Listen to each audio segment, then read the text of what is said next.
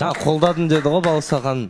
Мен бар ғой, қолдауды осы кешенің әр күні ғана көрген шығармын. Шыны керек айтайын, осы уақытқа дейін мен Аянға қаншама рет жақындадым. Аян осылай, мен осындай жағдай болып тұр деп ше. Сәл бір мені бір тыңдаймын екен деп ойладым ше, бірақ та мен айтайыншы, мен Аян жақтан ештеңе ондай нәрсе көрмедім. Мысалға болады ғой, мысалы мен аға ретінде сыйлайын ба, мен қасына келемін да, Аян менде осындай жағдай болып тұр еді деп всегда айтамын да, бірақ бұл қысқа жалғасылады, кетіп қалады, короче. Болды, менің бар айтарым сол, просто Аян, мен айтайын, сен бәлкім сондай болған шығарсың, 5 жыл шаптаған шығарсың, осы темпімен жүре бер, алам-салам түзу болсын, болды. Жоқ, Баласа ханым, Алан не үшін ренжіп отыр, Аянға мен түсінген жоқпын. Сіздің әкеңіз ба ренжитіндей, әлде жігітіңіз ба, мен ренжіп отырсам түсінікті болады да, мына жерде сен маған көңіл бөлмедің деген сияқты. Бірақ сіз не үшін ренжіп отырсыз? Сіз біраз нәрсені білмейсіз ғой просто.